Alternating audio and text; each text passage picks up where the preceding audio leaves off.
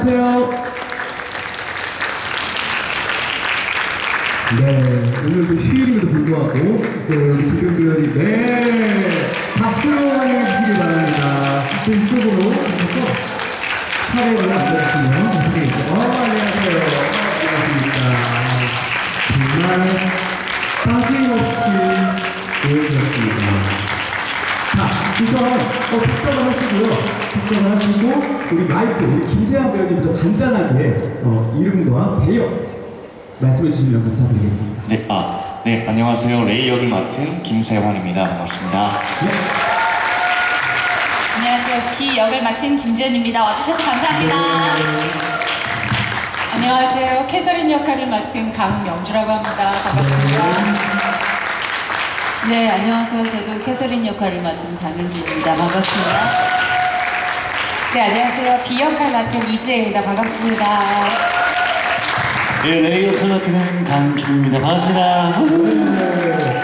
정말 6분의 배우님께서 빠짐없이 또 참여를 해주셨는데 제가 공연을 보고 관대 회차까지 보고 왔었는데 정말 그때 느낀 게 뭐냐면 배우님들이 작품을 접하는 그 애정이 정말 남다르지 않았나 그런 생각이 드는 게 말씀 하나하나에서 답변 하나하나에서 캐릭터와 작품의 애정이 뚝뚝 넘치시더라고요. 그리고 아까 들으셨는지 모르겠지만 앞에 비를 무려 11번 관람하신 분이 있다고 합니다.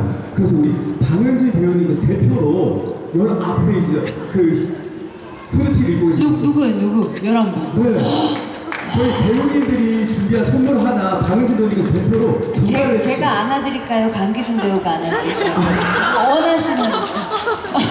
네, 대표로 우리 하나를 주시면 우리 방은지 배우님이 전달해 주시는 걸로 네네. 진행해 보겠습니다. 네. 제가 뭐 하나 기념품 드려도 될까요? 네. 이렇게 적극적이십니다. 우리 방은지 배우님 잠깐 나오셔서 전달 부탁드리겠습니다. 해도 되죠? 당연하죠. 당연하죠. 오늘 공연에 관련된 선물이 6개가 준비가 되어 있으니까 계속 토크 콘서트에서 참여를 해주시는 분들께 선물 드리도록 하겠습니다. 또 아직 오늘 토크 콘서트에는 공연을 못 보고 오신 분들이 계실 수 있잖아요. 그래서 배역에 대한 정보를 조금 이해하기 위해서 우리 배우님들께서 퀴즈를 또 준비하셨다고 합니다. 우리 첫 번째 퀴즈는 이지혜 배우님께서 한번 읽어주시면 좋을 것 같아요. 네, 첫 번째 퀴즈입니다. 만성 피로 질환을 앓고 있는 비는 몇 년째 침대 생활을 하고 있을까요? 네, 준비. 네. 아니요. 가장 먼저 드셔가지고. 가장 먼저. 네.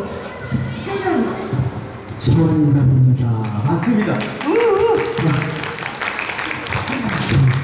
1년도 아니고 2년도 아니고 무려 8년이라는 시간이잖아요. 혹시 비의 정확한 상태에 대해서 한번 간단하게 설명해 주시면 좋을 것 같아요. 네. 비는 내적으로는 누구보다 에너지 있고 생기 있고 평범한 20대 여자애처럼 좋아하는 것도 많고 하고 싶은 것도 많고 그런 여자아이지만 신체적으로는 이유를 알 수 없는 병, 아마도 만성 피로 증후군으로 추정되는 병을 앓고 있어서 어떤 조그만한 움직임에도 극심한 고통과 피로를 느끼고 있는 상태고요. 그래서 8년 동안 침대 밖을 벗어나지 못하고 주로 누워서 생활하고 있는 그런 캐릭터입니다. 네. 네, 그렇기 때문에 그 고통 속에서 죽음을 선택하고자 밖에 할 수 없는 그런 비의 상태를 이재 배우님께서 잘 설명해 주셔서 박수 한번 부탁드리겠습니다.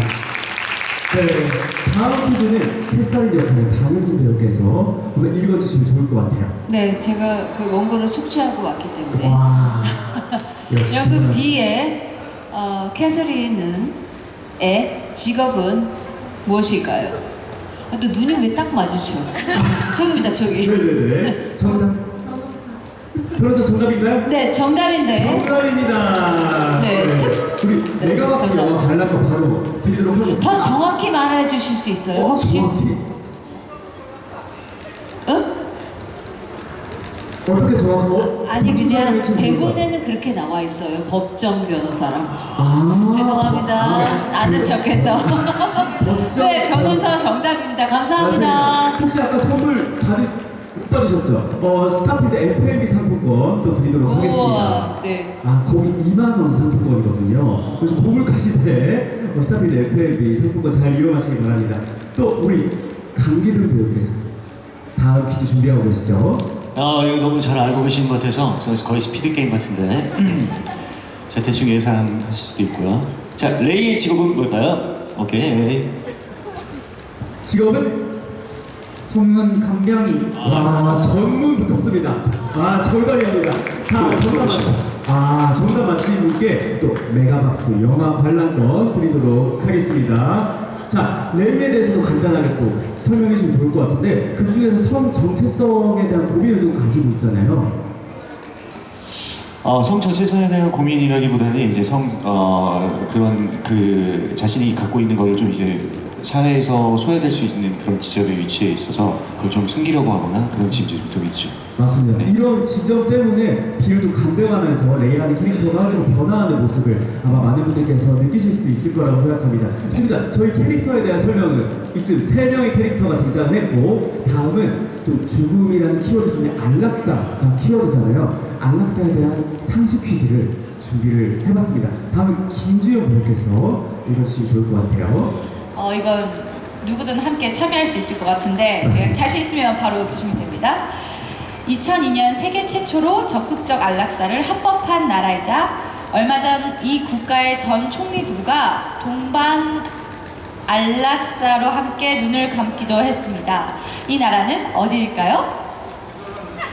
네덜란드요. 정답입니다. 사실 이거 조금 안락사나 죽음에 대한 관심이 있어야 또 맞추실 수 있는 거기 때문에 이번에는 공연 초대권 드리도록 하겠습니다. 2회 공연 초대권 LG 아트 센터 유플러 스테이지에서 꼭 관람하시기 바랍니다. 축하드립니다. 네.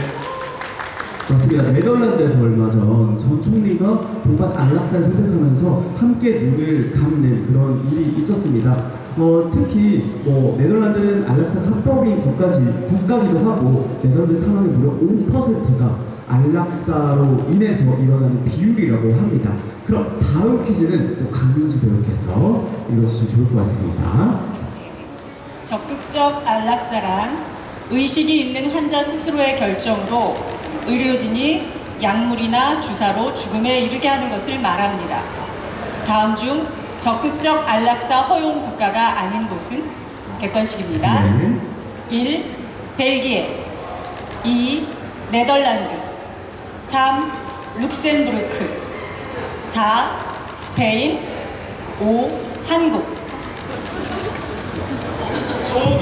뒤쪽에 후드티 입고 계신 분, 남자분, 정답 번호와 함께 외쳐주시면 감사드리겠습니다. 5번! 맞습니다. 맞습니다. 다른 국가들은요, 적극적 안락사가 합법화가 되었고, 한국의 경우에는 2018년 2월 연명 의료결정법이 발의가 되어서 흔히 존엄사법, 웰다인법이라고도 하죠. 임종 과정에서 무의미한 연명 치료를 거부할 수 있는 권리에 대해 서약하신 분이 제가 어제 조사를 해봤더니 무려 222만 명이나 된다고 합니다. 그만큼 이제 죽음에 대한 사회적 관심이 높아지고 있는 상황인데 다음은 흥미로운 심리 실험을 하나 소개를 해드리려고 합니다. 바로 첫 번째 낭독을 준비하고 있는 김세환 배우께서 낭독하신 대사와도 관련이 있는데 셀리 앤 테스트 혹시 들어보셨나요? 공연에서 등장하는 테스트죠. 이 실험은 자폐 스펙트럼을 가진 사람들이 통과하기 어려운 테스트로도 잘 알려져 있습니다. 우리가 타인의 입장에서 생각하는 능력이 있는지 없는지를 가늠할 수 있는 테스트라고 하는데요. 왜 갑자기 죽음에 대한 이야기를 하다가 공감에 대한 이야기를 하느냐? 결국 B가 전달하고자 하는 가장 중요한 키워드 뭘까요? 공감. 맞습니다. 공감이기 때문입니다. 공감이기 때문에 이 셀리의 테스트를 통해서 과연 관객들이 어떤 공감의 의미를 받아들이실 수 있을지 첫 낭독을 준비하고 계신 김세환 레이가 준비하고 있습니다. 관객분들도 들으시면서 이 셀리의 테스트를 함께 곱씹어 보시면 좋을 것 같아요. 자, 준비되셨나요, 배우님? 네. 그럼 박수로 청해드리겠습니다.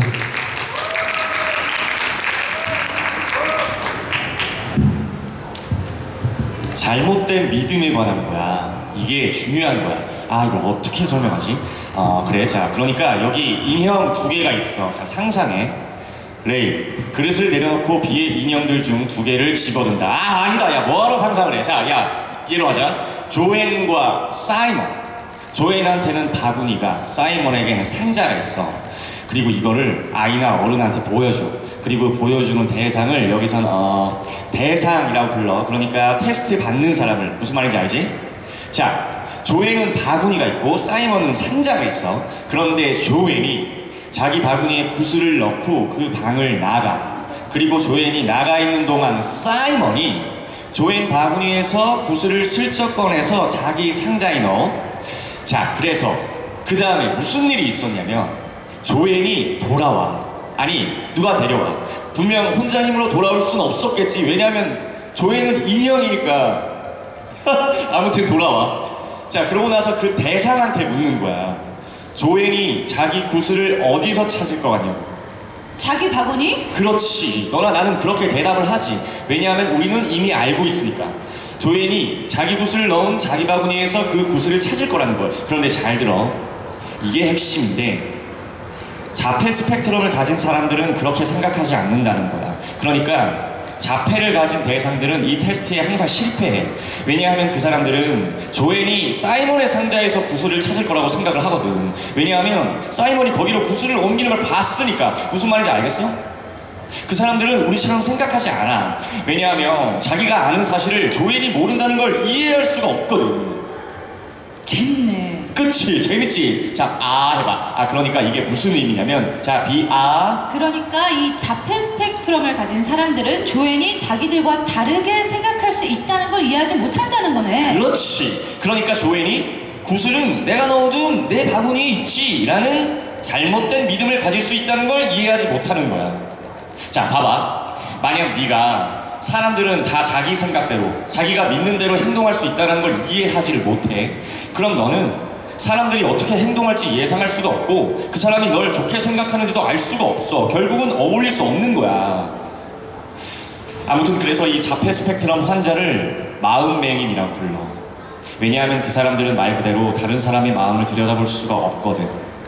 근데 내 생각에 모든 사람들은 다 조금씩은 자폐가 있는 것 같아. 조금씩은. 무슨 말인지 알아? 아무튼 난 그런 것 같아. 분명히 그래. 사실 나도 이 테스트 엄청 많이 받아봤거든. 결과는 뭐 아니라고 나오는데 난 내가 그렇다고 생각해. 큰 박수 부탁드리겠습니다. 첫 연극이어서 부담스러우실 수도 있을 텐데 마치 기차에서 연기를 하시는 것처럼 실감나게 또 말씀을 해주셨습니다. 근데 방금 그 대사 안에서도 셀리 테스트가 언급되긴 하지만 조금 이 대사의 핵심은 다른 데 있는 것 같아요. 김세한 배우가 생각하는 이 대사의 핵심 과연 무엇일까요? 이게 이제 자폐를 가진 테스트의 한 부분이지만 결국에는 그러니까 다 자폐를 가지고 있다고 레이는 얘기를 하는데, 그러니까 자폐를 가진 사람이 다른 사람의 마음을 들여다볼 수 없다고 이렇게 어떤 정의를 내려버리는 어떤 테스트인데 사실 모두가 가지고 있다라고 생각을 하는 것 같아요. 그래서 레이한테 이제 산드라 누나라는 정말 큰 아픔, 죄책감 같은 인물이 있는데 이제 결국 레이도 들여다보지 못한 거죠. 난 자폐를 가지고 있지 않지만 그 모든 사람들은 결국엔 자폐를 조금씩 가지고 있다. 마음을 들여다볼 수 없다. 그런 얘기를 하고자 했던 것 같아요. 그만큼 공감이 어렵다. 타인의 마음을 들여다보기 어렵다라는 말씀이신 것 같습니다. 그러면 여러분들 공감이 대체 뭐라고 생각하세요? 공감. 이야기 저희가 진짜 많이 들어봤잖아요. 그럼 혹시 배우님들 중에서 나는 공감을 조금 잘한다는 소리를 듣는 편이다. 손 한번 들어보실까요? 김세현 배우님 공감 잘한다고 소리 들었어요. 저 이게 좀 대문자 F라서 대문자 F. 피곤한 성격을 가지고 있는데 네, 네. 그럼 이 김세현 배우 대문자 F라고 하시는데 우리 기둥 배우 같은 배역을 맡고 계신데 네. 진짜 대문자 F 맞습니까? 맞아요. 어떤 면에서 그걸 느끼셨나요? 그냥 재밌는 F예요. 아니, 제가 얘기도 되게 잘 들어주고, 뭐 되게 마음도 이렇게 되게 F들이 되게 감정을 이제 같이 가져가잖아요. 뭐 그 공감이라는 게 똑똑한 사람들이 이걸 다 아는 게 아니라 마음이 이제 그 넓은 사람들이 그런 걸 하는데 같이 슬퍼하고 같이 웃고 그런 걸로 이제 잘 하는 친구라 아주 좋아요. 타인의 감정에 공감을 또 잘 해주는 네. 배우님이라고 또 같은 배역을 맡고 있는 강기동 배우께서 또 인증을 해주셨습니다. 그래서 저희가 준비했습니다. 연극 B의 배우분들이 공감을 잘 하고 있는지를 확인하기 위해서 가상의 상황 몇 가지를 준비했는데요. 다음 상황을 들으시고 지체하지 말고 대답을 하셔야 됩니다. 나라면 어떻게 반응할 것인가인데, 자, 기동 배우부터 시작하도록 하겠습니다. 바로 하는 거죠, 바로. 다 생각할 겨를이 있으면 안 돼요. 네, 자 시작하겠습니다. 저희 진짜 이거 뭐 어떤 질문이 올지 몰라서 이거 그거야. 아 큰일 났어. 나 주식한 거 휴지 조각 됐어. 하나 둘 셋. 나도 그런 적 있었어. 실제 경험. 예. 좋습니다. 바로 넘어가볼게요. 이재 배우님 두 번째 상황. 나 오디션 떨어졌어. 배우 때려칠 거야. 하나 둘 셋. 술이나 마시러 가자. 가자. 술이나 마시러 가자. 같이 술이나 먹으러 가자. 와 위로가 됐어요. 바로 다음 박은진 배우님 세 번째 상황. 밖에 새끼가 마시고 오길래 너무 불쌍해서 일단 집에 데려왔어. 하나 둘 셋. 잘했어. 잘했어. 잘했습니다. 자, 네 번째 우리 강명수 배우님. 나 오늘 우울해서 빵 샀어. 하나 둘 셋. 어떻게? 어떻게? 표정에서 다 느껴져요. 어떻게? 자, 다음 김지현 배우님. 아, 폰이 자꾸 렉 걸려서 미치겠어. 진짜 짜증난다. 하나, 둘, 셋. 새로 사. 새로 사실 거예요? 짜증나. 자, 그래. 우리 세연 배우님 여섯 번째 상황. 나 오늘 헤어졌어. 하나, 둘, 셋.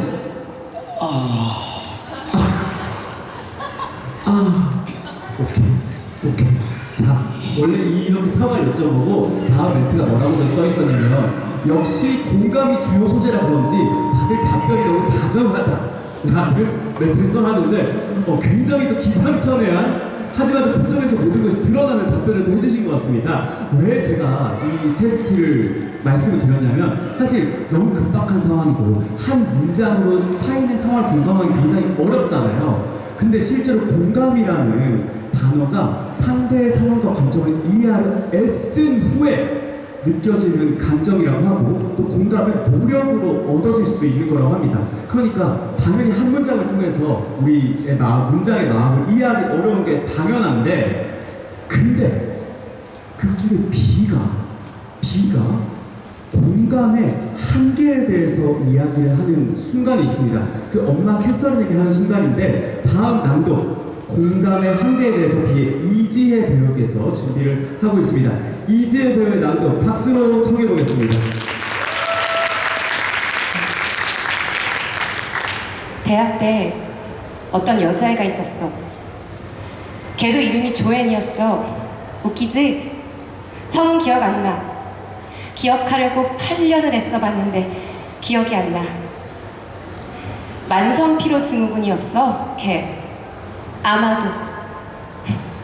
다들 그런 식으로 말했거든. 아마도 만성피로 증후군이래.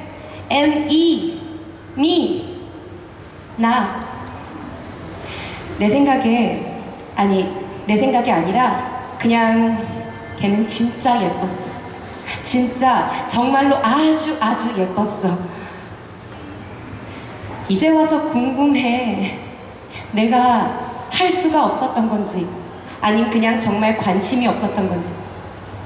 애들이랑 걔에 대해서 얘기할 때 걔가 없으면 물론 걔가 있을 때는 막 진지한 얼굴로 고개 끄덕거리고 근데 뒤에서는 그때는 막 나 지금 무슨 말 하고 있었지? B. 실수로 엄마를 본다. 엄마와 눈이 마주친다. B. 폭발한다. 미세스 제임스 편지를 계속 읽는다. 제발 정신 차리고 받아들이라고. 시발 무슨 관종이야? 만성피로 증후군? 그게 뭐? 시발 만성 같은 개소리 다 족가라 그래. 우리 다 졸라 시발 만성적으로 피곤한 거 아니야? 그래 어쩌면 공감에는 한계가 있어. 지리적으로 비행기가 어디 뭐 인도나 파키스탄에서 추락했다고 해봐. 뭐 누가 신경이 났어? 아마 인도 사람들? 아니면 파키스탄 사람들 정도? 난 신경 안 써. 진짜로 신경 쓰는 건 아니잖아. 그러니까 어쩌면 공감에는 어떤 경계가 있는 거야. 어떤 바운더리. 아니면 내가 걔를 그냥 이해하지 못한 건지도 모르지. 내 마음이 알아서 날 보호하려고 했던 건지도 몰라. 그래서 내가 엮이지 않게, 심지어 상상조차 할 수 없게. 레이 말이 맞아. 우리 모두 마음맹인이야. 그렇다면 그러니까 우리 마음이 다른 사람의 입장에 놓이는 걸 조용하지만 분명하게 거부하고 있는 거라면, 그렇다면 우린 그 사실을 알고는 있는 건가? 의식은 하고 있는 거냐고. 아니면 그냥 내가 걔를 믿지 않았던 건가? 나는 걔가 청승 떤다고 생각했거든. 걔 진짜 예뻤는데, 정말로 예뻤는데, 세상에 죽는 것보다 더 끔찍한 일이 얼마나 많은데, 엄마. 큰 말씀 드리겠습니다. 옆에서 이렇게 보고 있는데 눈이랑 귀를 뗄 수가 없을 정도로 공연을 봤음에도 불구하고 이 장면이 그대로 되살아나는 경험을 하고 있어요. 정말 마지막 문장, 세상에 죽는 것보다 더 끔찍한 일들도 있어, 엄마가 대사가 비의 상황을 그대로 묘사해 주는 것 같은데, 우리 이재 배우님께서는 중간에 공감에는 한계가 있다라는 대사가 있는데 이 말씀에 동의를 하시는 편인가요? 이 연극에서 나오는 말 중에 가장 공감이 되는 말인 것 같아요. 가장 공감? 네, 공감에는 한계가 있다. 왜 그렇게 생각하셨어요? 아마 다들 아실 거예요. 그렇게 느끼실 것 같고, 나는 너가 아니고, 너 또한 내가 아니고, 우리가 같은 상황과 뭔가를 겪더라도 다들 생각하는 것, 느끼는 것이 다르잖아요. 인간이라는 게 그렇게 만들어져 있는 것 같아요. 그래서 완벽하게 타인의 생각, 감정, 기분 이런 것들을 이해하는 거는 전 아예 불가능에 가깝다고 좀 믿는 편이에요. 그래서 그런 한계를 인정하고 뭔가 그 한계 넘어 더 공감해보고자 하는 노력들이 저한테 굉장히 숭고하게 다가오는데, 네, 이 연극의 인물들이 그렇지 않나 그런 생각이 좀 듭니다. 그러니까 한계가 있다는 걸 받아들이기 때문에 내가 오히려 모른다는 사실을 인정할 수 있고 타인을 이해할 수 있다. 네. 이런 말씀으로 이해를 해드릴까요? 네, 그렇게 느껴집니다. 정말 이 대사의 비 그 자체이기도 하지만 이재 배우의 생각 그 자체인 것 같기도 합니다. 네. 네, 좋습니다. 그럼 김주현 배우 혹시 이 말씀을 좀 덧붙이실 말씀 없을 텐데, 이 공감의 한계가 있다. 과연 주현 배우는 어떻게 생각하실지? 네, 다들 그냥 인생이 그런 것 같아요. 같이 살아갈 수밖에 없는 게 이제 세상이니까, 그러니까 누군가 좀 더 공감하려고 해주는 것 같고, 또 그러면서 자기 위안이 되기도 하고 그 사람을 위안해주고 하는 것 같아요. 어쨌든 노력으로 이루어진 것들 아닐까 좀 생각합니다. 재능의 영역보다는 우리가 애써서 노력을 해야 되는 영역이다라고 정리해 주셨습니다. 근데 이런 비의 상황을 또 캐서린이 느끼고 또 듣고 있잖아요. 그렇기 때문에 우리 캐서린 역할의 강명주 배우께서 왜 이 작품에서 뭐 죽음이나 뭐 죽음의 고통이 아니라 공감을 또 키워드로 한다고 생각하시는지 캐서린으로서 한번 말씀해 주시면 좋을 것 같아요.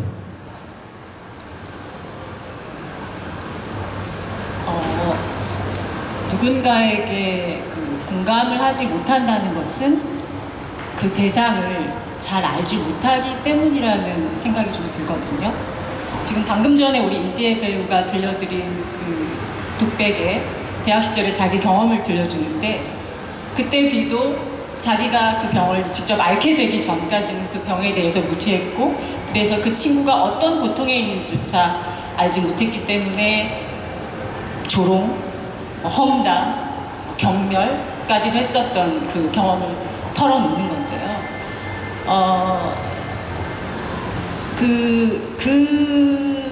그러면서 마지막에 하는 말이 그렇잖아요. 죽는 것보다 더 고통스러운 일이 많다는 게,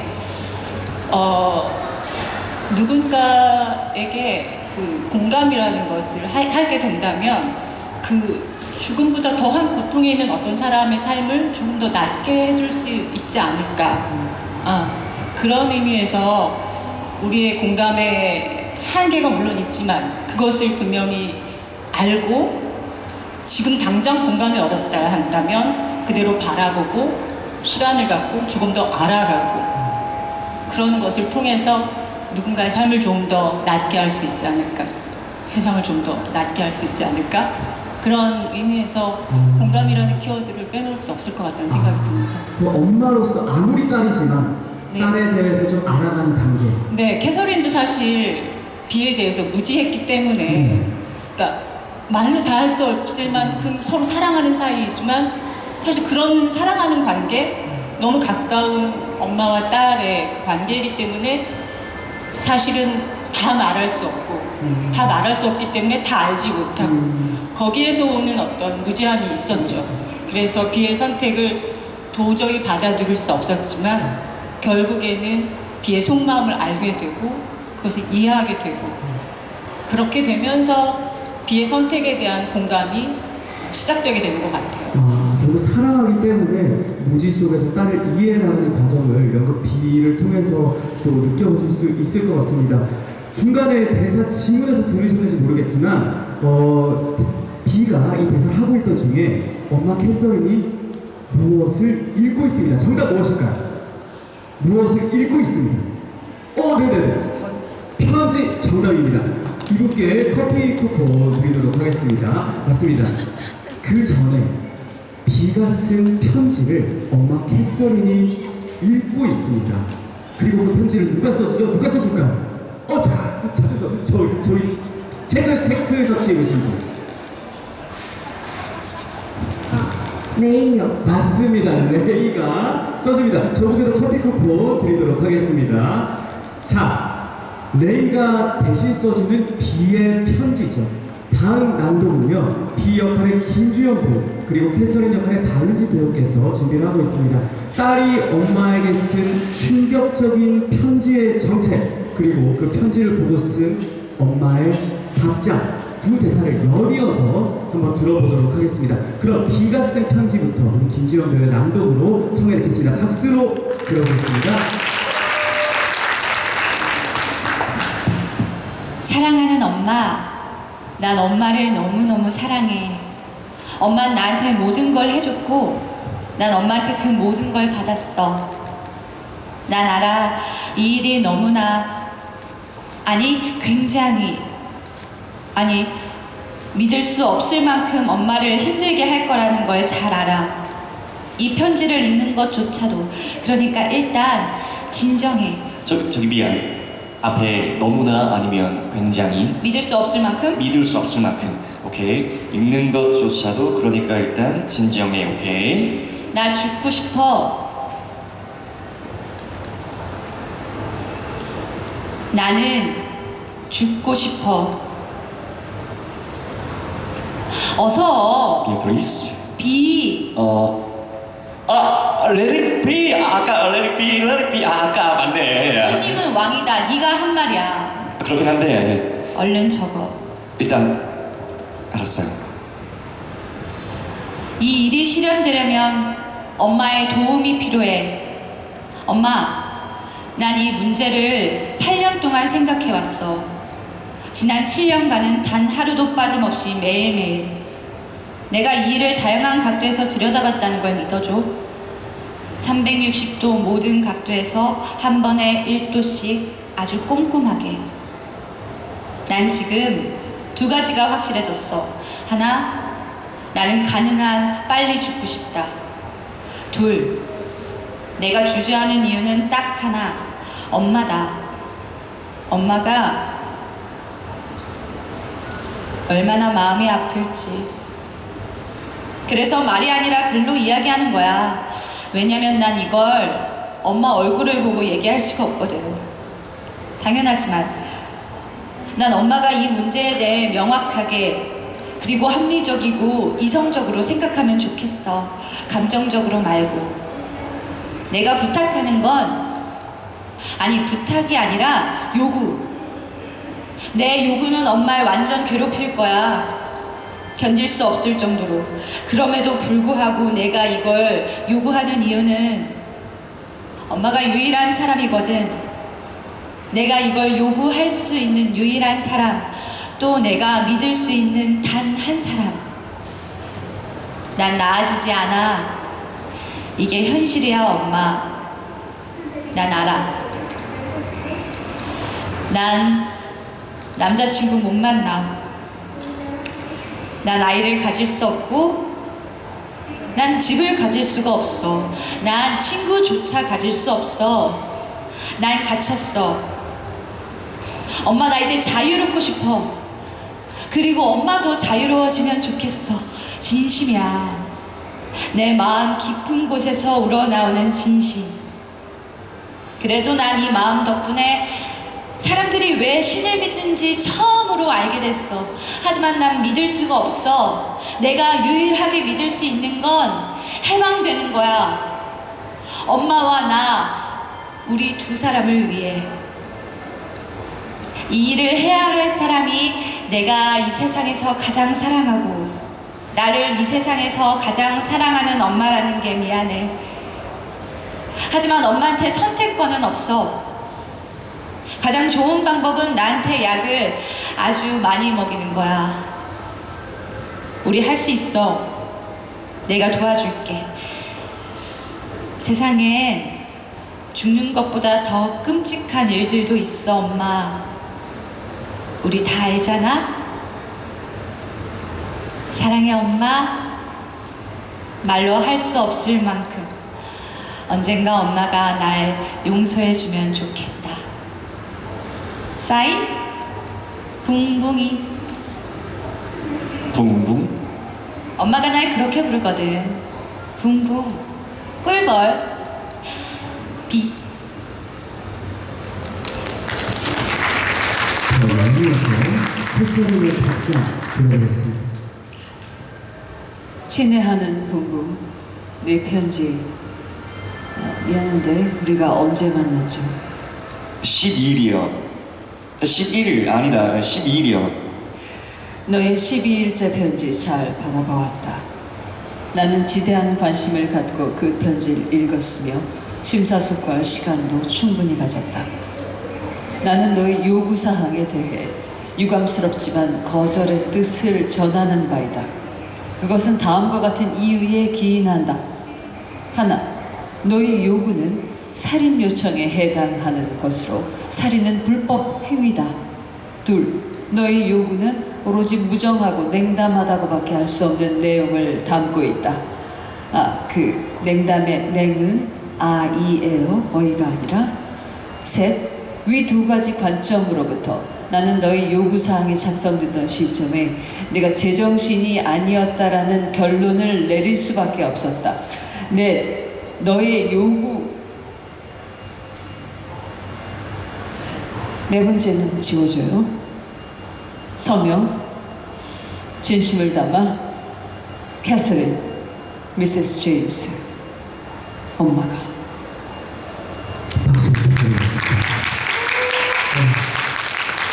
정말 묵직함이 고스란히 전달이 되는 것 같은데, 사실 그게 초반부에 이제 비의 편지가 이제 레이에 의해서 쓰여지는 장면이 나오고, 그것도 굉장히 변호사라서 그럴까요? 굉장히 또 냉담한 또 말투와 어조로 이렇게 전달을 하고 있는데, 사실 어조는 그렇지만 실제로 편지를 받았을 때 캐서린의 마음은 정말 어땠을까요?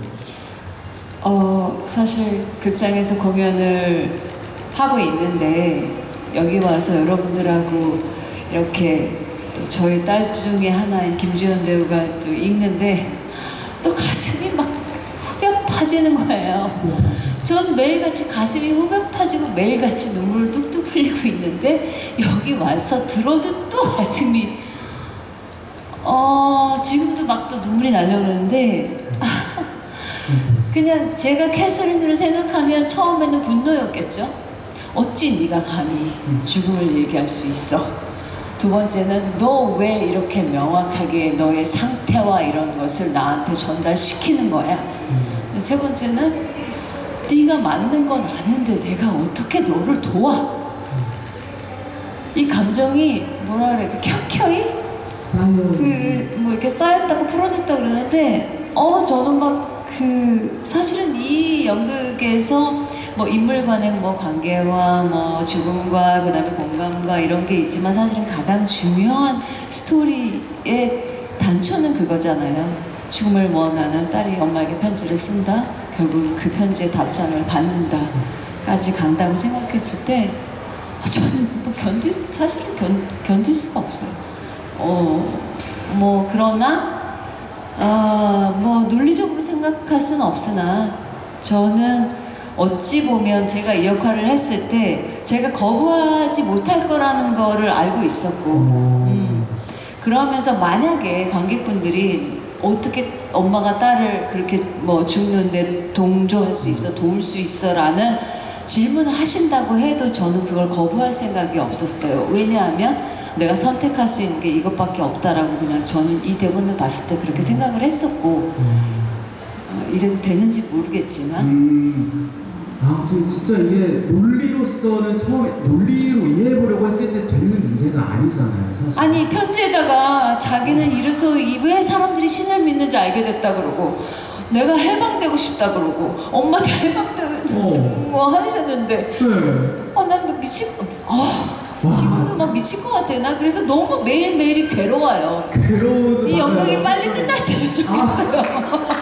끝나기 전에 4월 24일까지 엔지아부터 유플러 스테이지에서 그걸 보시면 좋을 것 같고 그러면 그 편지를 쓰는 비의 마음은 무대 뒤에 있으면서 얼마나 미운지 몰라요. 그거 부르고 있을 때. 딱 그렇게 부를 수가 없다고. 맞아요. 비의 입장도 들어봐야 됩니다. 네. 비의 입장 발표해 주시죠. 사실 이 편지를 이제 레이한테 대신 써달라고 이제 부탁하고 사실 갖고 있어요. 바로 주지 못합니다. 왜냐면 엄마가 유일한 사람이거든요. 내가 이 세상에서 가장 사랑하는 존재이기도 하고 하지만 제가 뭐 사실 아까 지연이가 공감에 이제 대한 얘기를 했었는데 저희도 사실 그 인물한테 100% 공감하기란 정말 어려운 문제라고 생각해요. 하지만 저만의 방식으로 이제 비를 생각했을 때 정말 그 8년간 자유를 어쩔 수 없이 이제 빼앗기고 살아간다는 게 어떨지 감히 상상조차 안 될 정도로 굉장히 고통스러운 상태라고 생각이 들었고 하지만 엄마 정말 이 문장 하나가 다인 것 같거든요. 그러니까 엄마를 위해 나를 위해 이렇게 선택하는 게 8년 동안 생각해 봤을 때 맞다고 생각이 들어서 이 편지를 엄마한테 전해줄 수밖에 없었다고 저는 생각이 듭니다. 1년도 아니고 2년도 아니고 8년이라는 시간 동안 계속해서 나의 죽음에 대해 곱씹어 봤기 때문에 그 말을 힘겹게 전하지 않았을까라는 생각이 듭니다. 사실 죽음을 선택하려고 하는 비, 그리고 딸의 죽음을 받아들이지 못하는 캐서린, 좁혀지지 않는 모녀 간의 입장이 어떻게 흘러가는지는 엔지아부터 유플러스 스테이지에서 확인해 보시면 좋을 것 같고 사실 존엄한 죽음을 선택하는 것, 사실 안락사라고 하는 게 우리에게 익숙한 죽음의 모양은 아직까지는 아니라고 생각합니다. 아무래도 아까 말씀하셨지만 배우님도 괴롭다고 말씀을 하셨고 죽음에 맞닥뜨린 순간들이 기억 속에서 좀 되살아나는 경험을 하셨을 것 같아요. 그래서 혹시 배우님께서 공유해 주실 수 있는 죽음에 대한 경험이 있다면 나눠주시면 이게 좀 털어놓으면서 조금 위로받을 수 있는 시간을 가져보시면 좋을 것 같은데 혹시 한번 말씀해 주실 수 있는 배우님이 계실까요? 죄송해요. 제가 또 마이크를 둘 수밖에 없는데 짧게 얘기할게요. 왜냐하면 저 질문이 저희한테 왔을 때 제가 주저없이 있다라고 했기 때문에 잠깐 들어주실래요? 이거는 저희가 이제 가장 가까운 사람의 죽음을 선택하는 것과 혹은 죽음을 조력하는 뭐 이런 이야기를 나누고 있지만 사실 제가 연습하는 굉장히 한가운데 토막에 제가 12년 동안 살던 제 유일한 식구인 반려견이 죽었어요.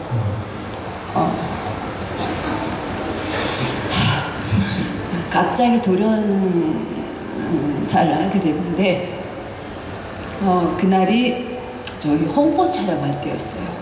1월 2일이에요. 저희 이제 포스터 촬영. 근데 아무것도 예견하지 못했기 때문에 그날 이제 계속 연습을 하다가 그러니까 걔는 어딘가에 맡겨놨었을 테고 근데 전화를 받았는데 병원으로 이송을 한대요. 그래서 알겠다고 네 병원으로 빨리 이송해 주세요. 그러고서 일단은 홍보 촬영하는데 가야 되니까 가는 차 안에서 내가 이거 연극을 하면 안 되나 보다. 내가 우리 걔를 돌봐야 되는 시기인가 보다. 나 이거 지금 빨리 빠져야 되겠다. 뭐 이런 생각을 하고 있었는데 딱 전화가 온 거예요. 이미 세상을 떠났다고. 30분 내로. 그래서 이제 한 2시간 정도 시간을 달라 그러고 홍보 촬영을 했어요. 근데 그때 주변에 가까운 사람들이 그런 얘기를 하더라고요. 당신이 지금 할 수 있는 거를 해야 된다.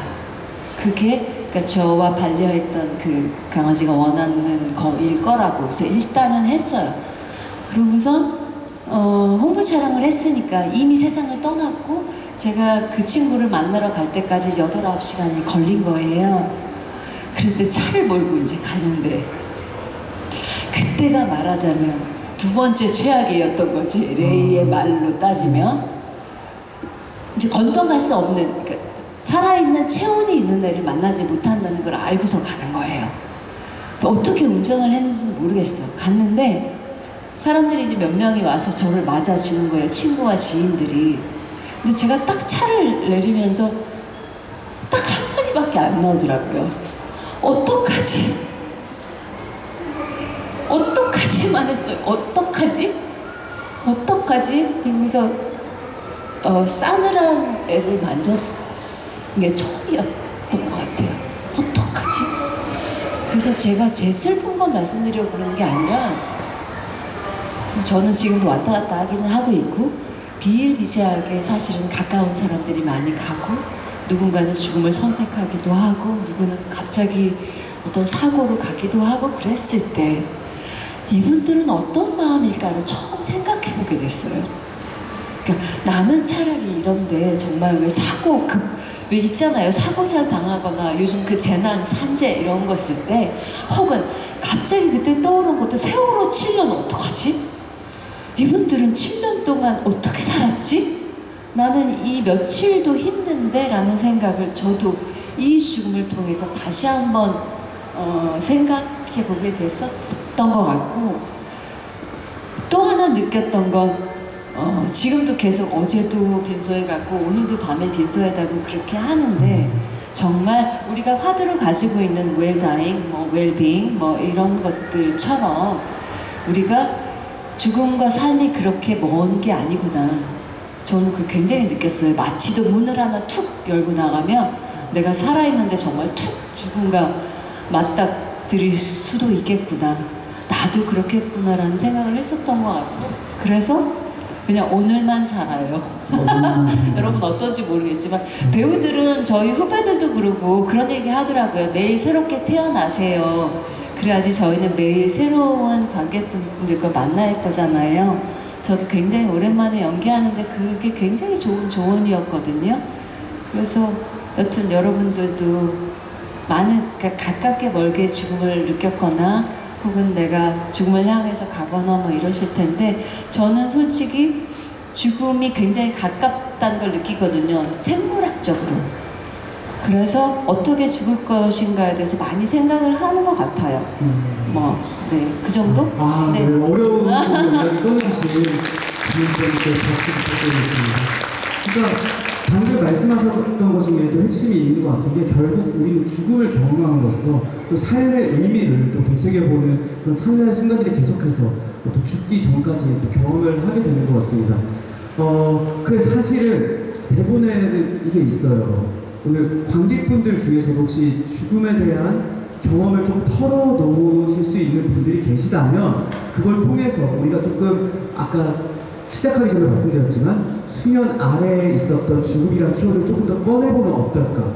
혹시 공유해 주실 관객분들 혹시 계시다면 좀 거스해 주시면 감사드리겠습니다. 어떤 모양이 좀더 괜찮습니다. 오늘 이 자리를 통해서 뭐 털어내보는 것도 저기 네, 저기 뒤쪽에 하얀색 옷 입으신 분. 네. 우리 큰 박수 한번 드릴까요? 네. 네, 감사합니다. 말씀 부탁드릴게요. 네, 저는 작년 초에 할아버지가 돌아가셨었는데, 저는 본가 경기도에 있고 어머니는 전주에 계신 상태였어요. 근데 할아버지가 요양병원에 계셔서 그때 코로나도 심하고 아예 1월부터 4월까지 엄마랑 할머니가 면회를 못 가는 상황에서 갑자기 이제 돌아가신 거예요. 근데 저는 어머니께 전화를 받고 엄마랑 할머니가 너무 힘들어할까봐 제가 슬퍼하면 안 되겠다, 참아야겠다, 그 생각에 눈물이 엄청 나더라고요. 그래서 이제 장례식에 전주에 갔는데 너무 이게 생각보다 엄마랑 할머니가 너무 괜찮아 보여서 그게 저는 또 힘들었어요, 보기가. 근데 이제 할아버지가 발인을 하고 화장실에 가서 몰래 눈물을 훔쳤었는데, 와, 심장이 이렇게까지 뭔가 찢어지게 아프구나라는 거를 살면서 처음 느꼈던 것 같아요. 근데 제가 할아버지랑 엄청 가까운 관계도 아니었는데 그런 심정을 느낀다는 게 너무 살면서 처음 겪는 경험이었고, 어떻게 보면 제가 이제 학교를 다시 가야 돼서 할아버지 사무실 못 가고 이제 화장만 하고 올라왔는데, 제가 일상을 살면서 자괴감이 너무 들더라고요. 제가 할아버지가 돌아가셨는데 일상을 살면서 내가 웃어도 되나? 페스티벌을 예매해 놓은 게 있는데 가도 되나? 할아버지께 너무 죄송한데 그럼 나는 어떻게 살아야 되지? 이게 너무 힘들었어요. 그래서 한 2주, 3주는 지하철 타든 버스 타든 내내 눈물만 계속 흘렸던 것 같은데, 주변 친구한테도 기대지를 못하겠더라고요. 그거는 제가 겪은 아픔이고, 그래서 주변에 계신 어른 선생님께 여쭤보니까 그냥 할아버지는 너가 이렇게 힘들어하고 사는 걸 바라지 않을 거야. 그냥 가끔씩 하늘 쳐다보고 할아버지께 인사드리고 잘 지내는지 한 번씩 물어봐 주라. 너무 너가 힘들어하지 않았으면 좋겠다. 그렇게 이제 얘기를 듣고 조금씩 제가 괜찮다는 걸 받아들이면서 좀 나아졌던 것 같아요. 정말 어려운 고민 공유해주신 관객분께 박수 한번 부탁드리겠습니다. 저희들은 정말 죽음은 또 남겨진 자의 몫이라는 생각이 드는 것 같아요. 결국 떠나간 자는 또 우리 마음속에 남아있고, 일상을 또 보내는 것도 우리의 몫이잖아요. 또 이 힘든 일상을 또 살아나가고 계시고 또 버텨내신 우리 관객분께 다시 한번 박수 부탁드리겠습니다. 이건 뭔가 이제 그런 일상을 잘 버텨냈다는 의미에서 또 공연 초대권, 그리고 우리 배우님들이 준비하신 연극 비 관련된 선물 하나 같이 전달 드리도록 하겠습니다. 감사합니다. 네. 뭔가 또 이제 박은지 배우님께서 어려운 이야기도 해주셨고, 또 관객분들께서 죽음에 대한 이야기를 또 던져주셔서 오늘 토크 콘서트가 조금 계속해서 무르익어가고 있는 것 같습니다.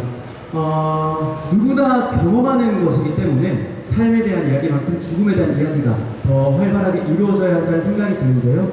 비의 마음에도 진심으로 공감하고 비가 자유로워질 수 있도록 도와주는 간별인 레이 역시 자신의 어두웠던 과거를 털어놓게 됩니다. 이번 남동은 강기둥 배우가 준비를 하고 있는데 그 전에 이 대사가 어떤 상황에서 일어나는 대사인지 간략하게 설명해 주시고 시작해 주시면 좋을 것 같아요.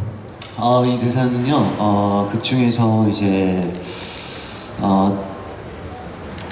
비가 이제 발작 상태에서 쓰러지고 이제 투약을 시간을 갖기 전에 그 모습, 그 죽음을 마주하고 있는 두 모녀를 보면서 그리고 굉장히 괴로워하는 캐서린을 보면서 자신의 어쨌거나 그걸 마주하는 모습을 보며 자신도 그런 순간을 마주했던 그런 걸 고백하는 갇혀있던 상황이나 죽음을 느꼈던 거 그리고 소외된 그 마음에 대해서 마주했던 상황을 그러니까 저도 조금 용기를 내서 고백할 수 있었던 레이가 그렇게 해서 시작되는 대사입니다. 네, 좋습니다. 그럼 강기둥 배우의 낭독 박수로 소개해 드리도록 하겠습니다.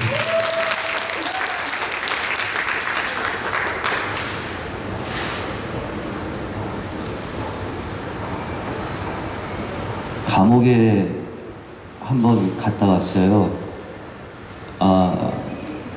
소년원이요. 왜냐면 저는 관심 끌려고 그랬던 것 같아요. 사실 산드라 누나 때문에 그냥 좀 무시당하는 기분이었나 봐요. 부모님 잘못 아닌 거 저도 알아요. 그분들이 겪은 건 진짜 장난 아니었거든요. 누나 때문에 삶 자체를 잃어버리셨어요. 근데 전 그때 어렸거든요. 그렇잖아요. 그래서 이해를 할 수가 없었어요. 하지만 소녀는요, 진짜 제 인생 최악이었어요. 거기 들어간 지 2번째 날에요. 옆방에 있던 남자애가 목을 달았어요. 매달았다고 하나? 매달았어요.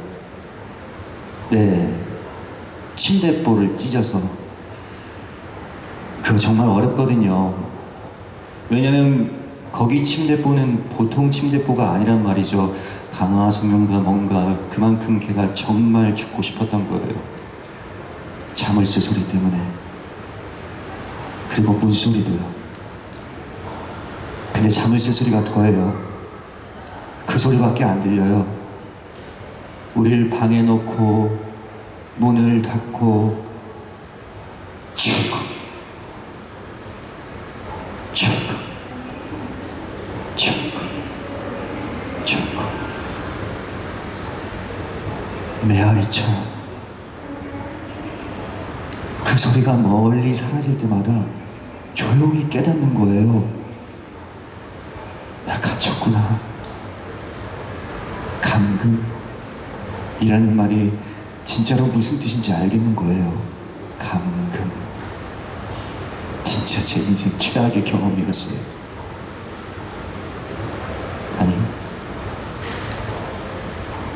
아니다.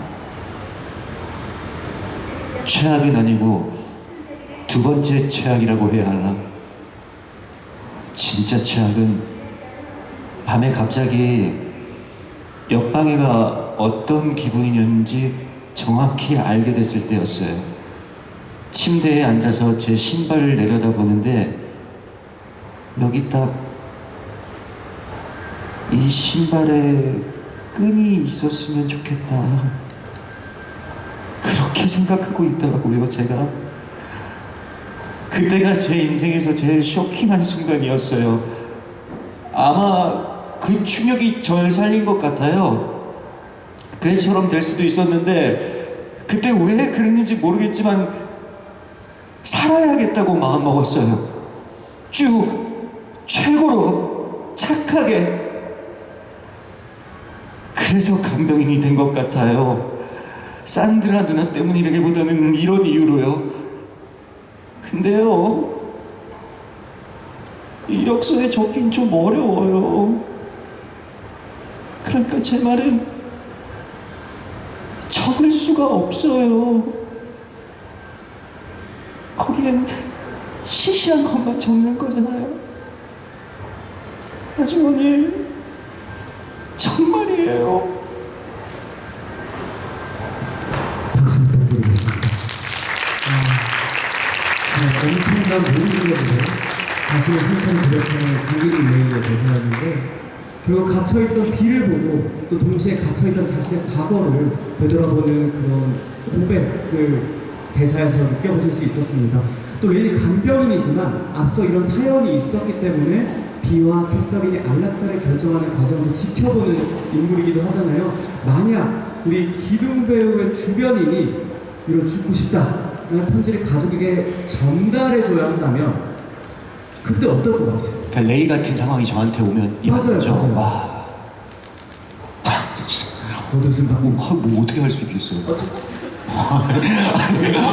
아니 데려보시면 어떻게 할 수 있겠어요? 어떻게 할 수 있을까요? 근데 그런 생각은 했었어요. 연습 과정 중에 진짜로 내가 뭐 지금은 레이는 어떤 새로운 사람을 만나서 그렇긴 하지만 정말로 제가 아끼는 사람이 어떤 일을 겪고 그런 결심을 해서 나한테 뭐 그런 걸 부탁을 한다.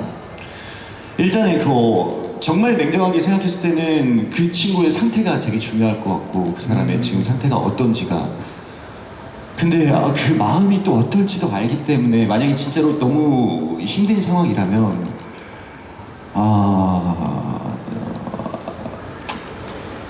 어떤 전달은 해야 될 것 같은 마음이 굉장히 들 것 같은데. 결과는 비슷할 수 있으나 그 과정이 굉장히 고통스러워요. 쉽지 않죠. 아. 할 수 뭐 있겠어요? 못해요.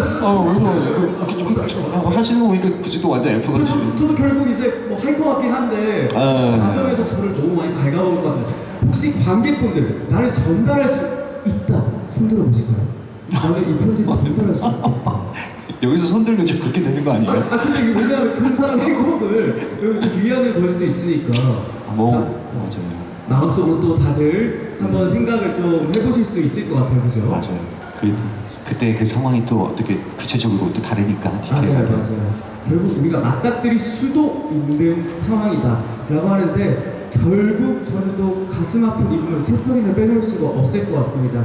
캐서린 역시 딸의 죽음이 눈앞에 와 있다라는 사실을 깨달은 다음에 딸과 함께했던 오래된 과거를 상기시키게 됩니다. 오늘 토크 콘서트의 마지막 낭독 캐서린 역의 강명주 배우께서 준비하고 있습니다. 우리 강명주 배우 혹시 이거 상황에 대해서 간략하게 설명해 주시면 감사드릴 것 같아요. 네, 제가 들려드릴 잘 들리시나요? 네, 나오고 있습니다. 낭독은 그 비와 어린 시절 사과나무에서 있었던 에피소드인데요.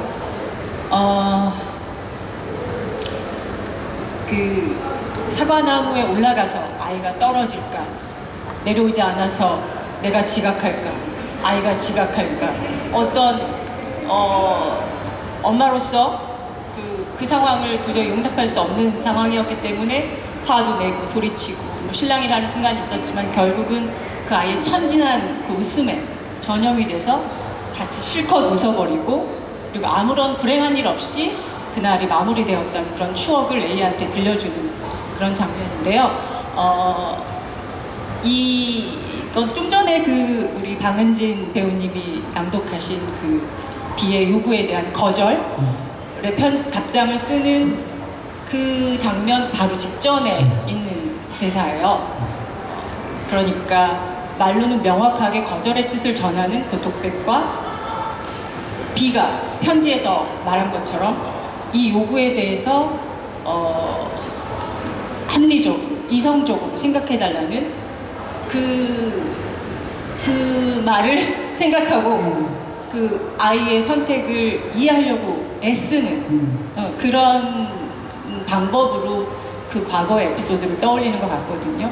그래서 작가는 이 장면의 독백이 어쩌면 굉장히 감정적이고 감상적일 수도 있는데 감정 없이 하라는 주문을 넣어놨어요. 대사 앞에. 네네네. 네.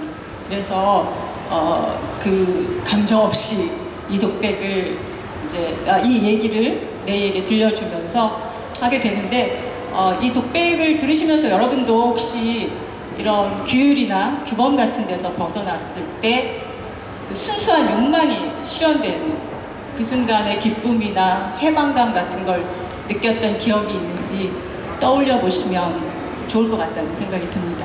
네, 저희 박수로 청해 보도록 하겠습니다.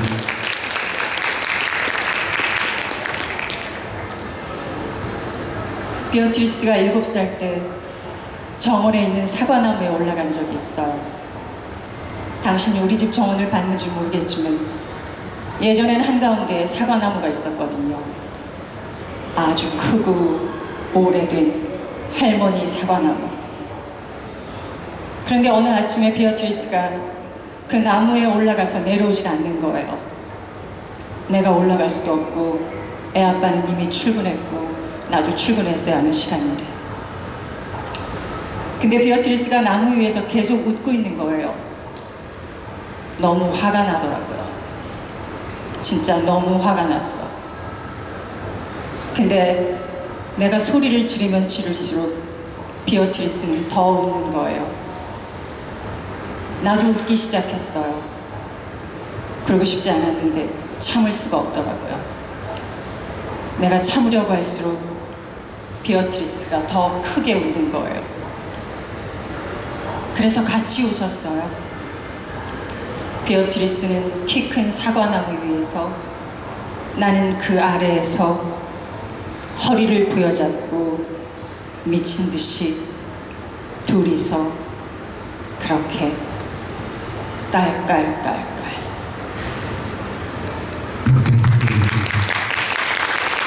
보시는 분들은 이 감정 없이라는 질문이 있음에도 불구하고 이 상황을 들으시면서 굉장히 또 묵직한 아픔을 또 느끼셨을 것 같아요. 어렵네요. 여기서 이렇게 하려니까. 그렇죠. 네. 맞아요. 정말 대단한 배우들이 다시 한번 큰 박수 부탁드리겠습니다. 아무래도 이제 배우분들께서도 그렇고 공연해본 관객분들께서도 공연을 보고 나서 삶을 대하는 시선이나 태도가 많이 바뀌셨을 것 같은데 연극 B를 통해서 우리 결국 존재의 의미, 삶의 가치에 대해서 한 번 더 생각을 해보는 것 같습니다. 그럼 오늘 배우들에게 드리는 마지막 공통 질문으로 삶의 마지막 순간 나는 무엇을 하고 싶을까? 여기서 우리 그러면 아까 기능 배우님 했으니까 이번에 세환 배우님부터 쭉 말씀해 주시면 좋을 것 같아요. 세환 배우님 마지막 순간 뭘 하시겠습니까? 이 땅에 태어나서 참 즐거웠다. 이 여행이 고생했다라는 추억을 하며 숨을 크게 들이쉬고 하나 둘 숫자를 세며 추억할 것 같아요. 삶에 대해서 사랑하는 사람들. 주연 배우 어떠세요? 주연 배우님. 저는 한 그루의 사과나무를 심겠습니다. 준비하신 거 아니죠? 넘어갈까요? 뺏었어요. 저 사람 거. 좋습니다. 그럼 우리 명명수 배우님. 저는 제가 사랑하는 사람들, 그리고 저를 사랑해줬던 사람들한테 웃으면서 안녕이라고 말하고 싶어요. 좋습니다. 다른 우리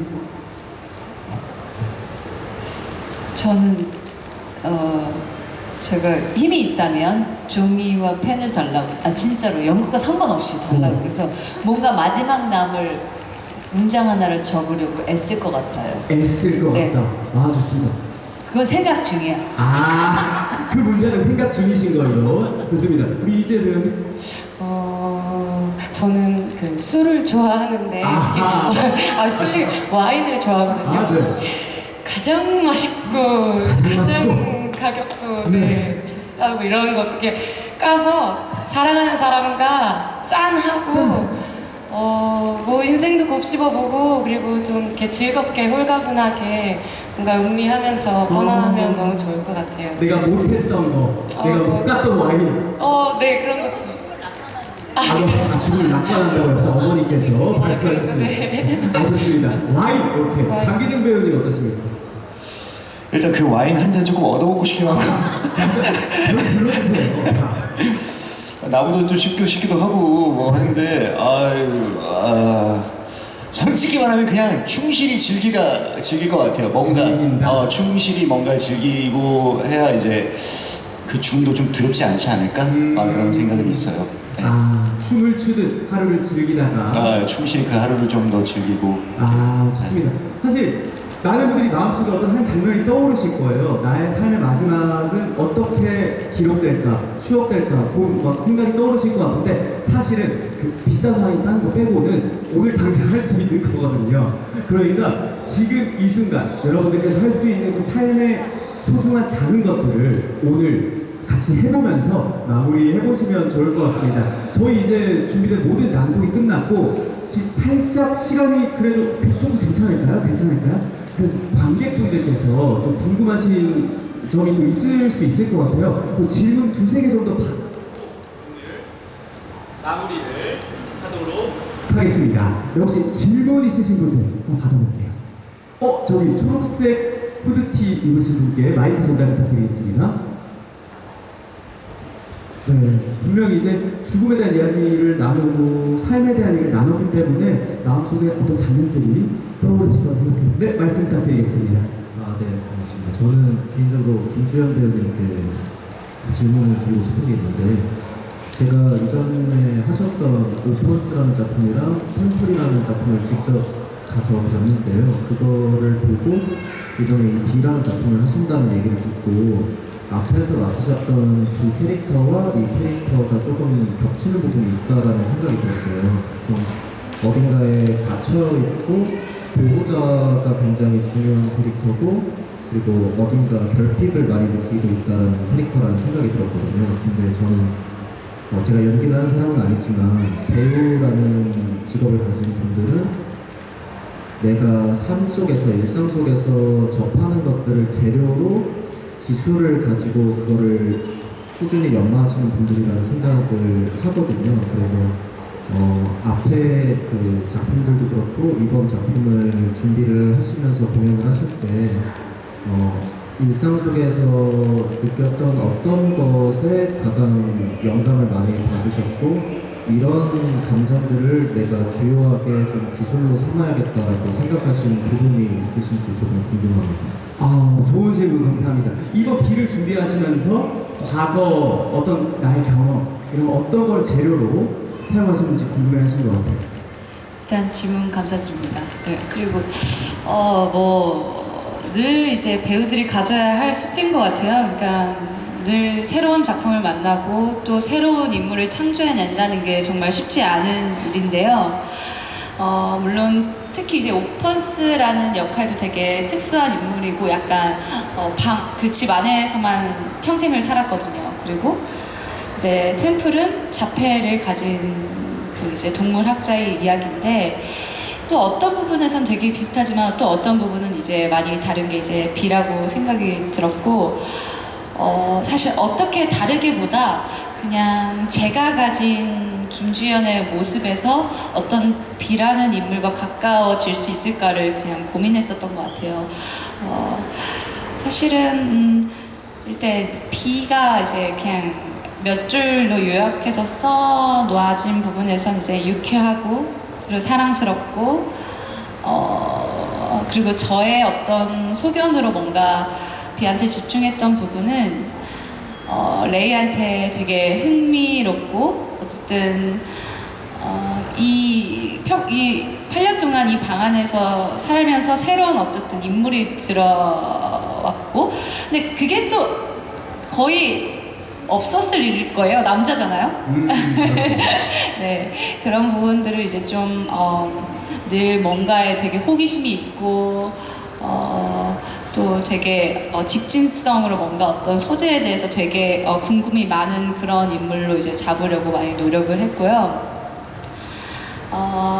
또 이제 사실 그 언어적으로는 이제 B가 그 현실 자아에서는 물론 이제 많은 근육들이 이제 풀려 있고 발달이 안 돼 있기 때문에 그런 소리적인 부분은 많이 고민을 하고 어쨌든 표현해내려고 했지만 어쨌든 그 극장의 특성상 이제 낼 수밖에 없었던 부분들을 생각할 수밖에 없었고 그렇지만 뭐 템플이나 오펀스는 사실 언어적으로 제가 좀 많이 고민했던 것 같고 B는 그냥 8년 동안의 이 여자 그 제일 사랑스럽고 아름다울 20대 여자를 그냥 표현하려고 많은 부분을 생각해봤었습니다.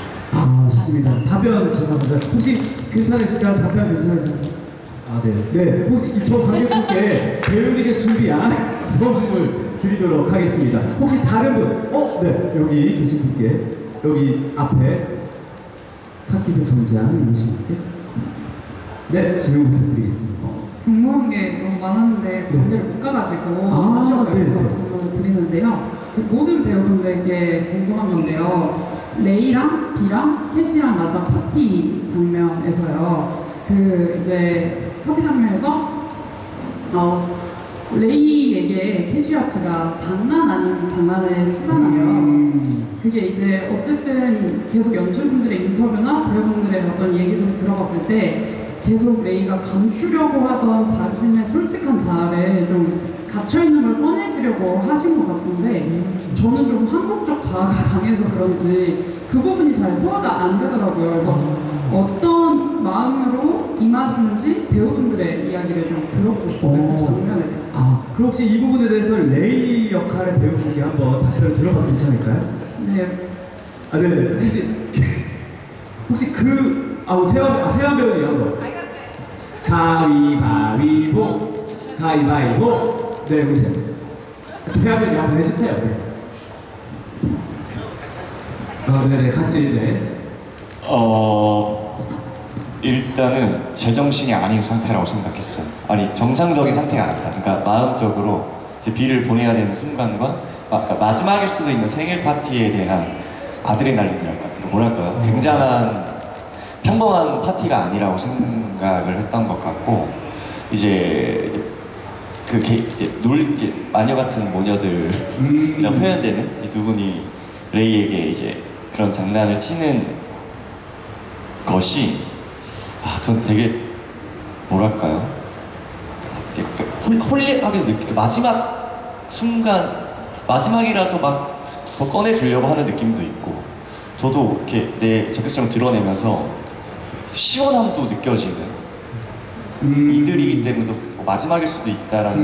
근데 그게 어떤 감정적 슬픔 이렇게 함몰된다기보다는 한 단계 넘은 어떠한 모두가 공유된 상태에서 속은 얘기하지 않고 그러한 어떤 파티 굉장히 그렇게 생각을 했었어요. 혹시 이 부분에 대해서 이재 배우님 혹시 질문 의도가 맞나요? 질문 의도가 아닌 것 같은데.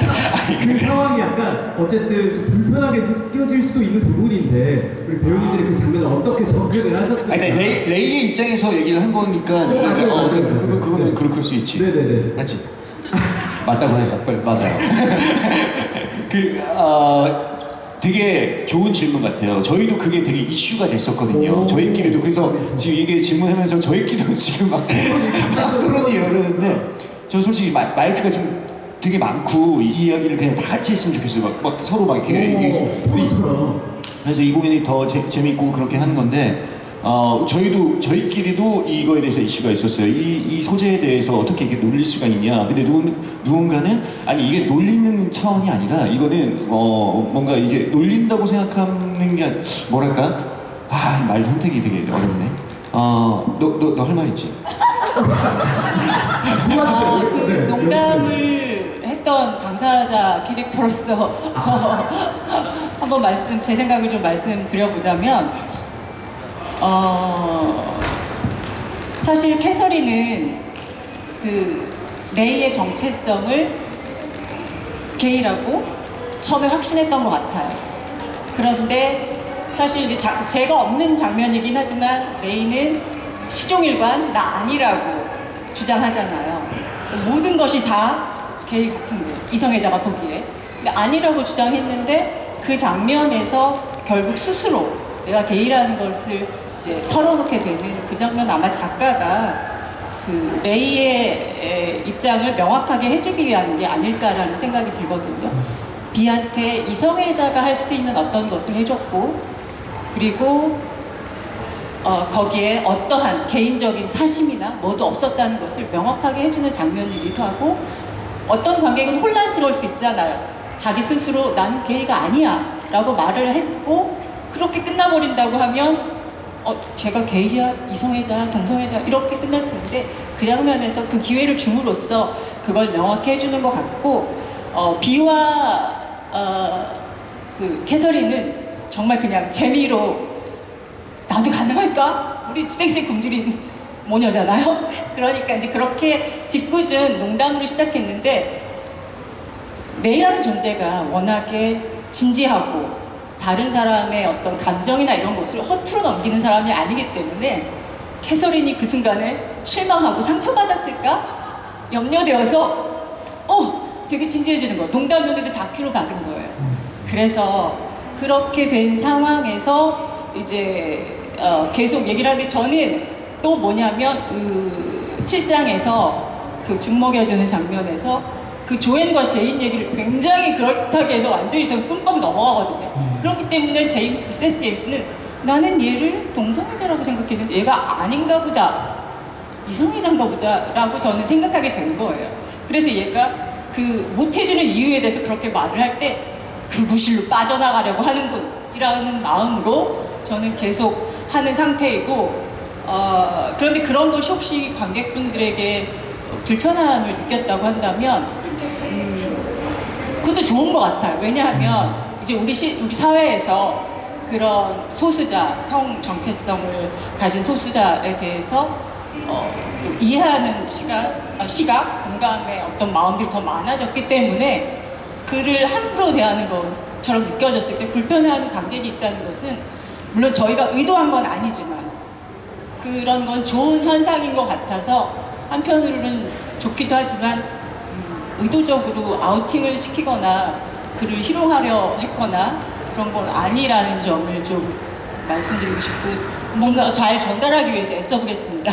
그러니까 한마디 막 더 덧붙이자면 그런 것 같아요. 사실 저희도 뭐 그 작가의 마음을 100% 어떻게 알겠어요. 근데 저희가 이제 느꼈을 때는 그러니까 사실 계속 7장까지 서로를 이해한다고 공감한다고 하지만 사실 그게 계속 부딪히고 갈라지고 엄마와 또 딸도 서로 사랑하지만 서로의 진짜 마음 깊숙한 이야기는 들여다볼 수 없고 그런 어떤 지점들이 많이 깔려 있는데 그냥 8장은 그냥 그 사람이 어떤 사람이든 어떤 누구든 그게 중요해지지 않은 그냥 그 사람을 온전히 받아들일 수 있는 세 명의 상태라고 그냥 표현돼서 아마 그게 이제 뭔가 그냥 레이를 이제 정말 그 사람 자체로 그냥 사랑해서 그렇게 했던 건데 레이는 진짜 모든 걸 고백해 버리게 되는 약간 그러면서 이 아이러니가 그냥 발생하는 지점인 것 같아요. 그래서 서로 웃고 근데 그런 모습도 서로 웃고 즐길 수 있는 모습을 작가가 그려내고 싶었던 거 아닌 걸까라고 생각하고 있습니다. 와, 진짜 이거 토론을 한번 해봐야 될 것 같은데 정말 흥미로운 지점이기도 하고 아마 또 여러 관객분들께서 느끼고 있는 지점이었던 것 같아요. 그렇기 때문에 이 작품이 더 살아있는 작품이라고 많은 관객분들이 느끼시지 않을까라고 생각합니다. 관객분 정말 감사합니다. 우리 관객분께도 선물 전달해드리도록 하겠습니다.